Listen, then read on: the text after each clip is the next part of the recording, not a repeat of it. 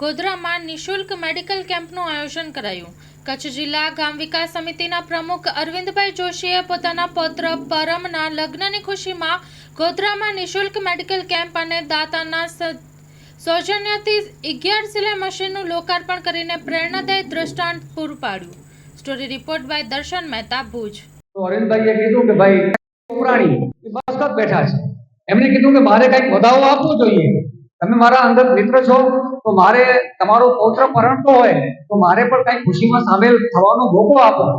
તો અરવિંદભાઈએ કીધું કે ભાઈ તમે અત્યાર સુધી તો ઘણા બધા મારા કે માત્ર આંગળી ચીંધવાથી આજે હજારો સંચાઓનું દાન, હજારો મશીનોનું દાન એમણે કર્યું છે, તો કે ના, હજી મારે એના માટે કંઈક કરવું છે।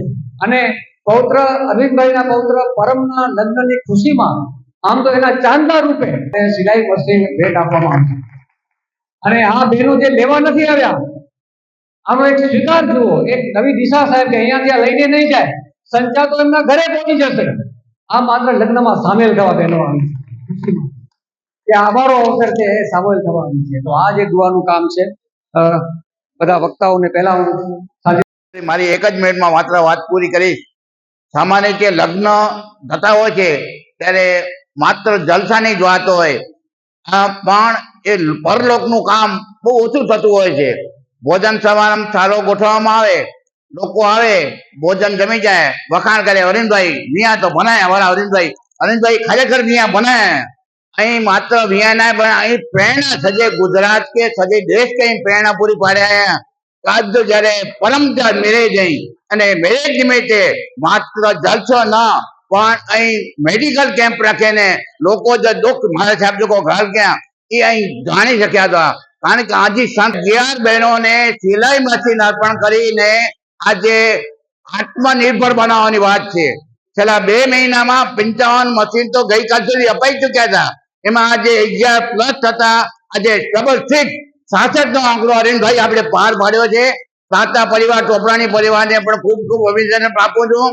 અને માતા અરવિંદભાઈને કાલે ફોન આવ્યો, એટલે વાત એવી હતી કે બહેનો અહીંયા આવીને સિલાઈ મશીન લઈ જાય, પણ અરવિંદભાઈએ વિચાર કર્યો, નીતિનભાઈએ વિચાર કર્યો કે બહેનોને ખર્ચો નથી કરાવવો, બહેનોને માત્ર સિલાઈ મશીન માટે નહીં, લગ્નમાં હાજરી માટે બોલાવવા છે। લગ્નમાં હાજરી માટે બહેનો આવ્યા છે। સિલાઈ મશીન બધા માંડવી પહોંચાડવામાં આવશે અને અંત અપંગ માનવ કલ્યાણ સોસાયટીમાંથી તમને મેળવી લેવાના છે। ફરીથી આપ સૌને આભાર, નવદંપતિને ખૂબ ખૂબ શુભેચ્છાઓ। અને ગુજરાતમાં મોટા મોટી નહેર હોય તો એ કઈ નહેર છે કે જેના માટે આપણે પાણી પહોંચે છે અને આપણે સમૃદ્ધ થઈએ છીએ। તો ઠેઠ નર્મદા નદીથી કરી અને લખપત સુધી આપણી નહેરો પહોંચવાની છે। કોઈને ખ્યાલ છે? કોઈને ખબર નથી? તો ઓપનિંગ કરું છું। હા, કોઈ મોટામાં મોટી છે એ નહેર છે એ અરવિંદભાઈ જોશી છે। તમે વિચાર કરો કે સરકારને નર્મદાની નહેર, હું જ્યારે નાનો હતો ને ત્યારે ગોધરાની અંદર ચમનભાઈ પટેલનો ભાષણ હતો કે નર્મદા આવે છે, માણસો ઊભા થઈ ગયા, ચાલો હલો ભીંજાઈ જશું આપણે, ત્યારે માન આપણને હજી નર્મદા જોવા મળી છે। જ્યારે અરવિંદભાઈની જે નહેર છે એ મસ્કત અને અમેરિકાથી આપણા ગામડે ગામડે આ નહેર પહોંચે છે।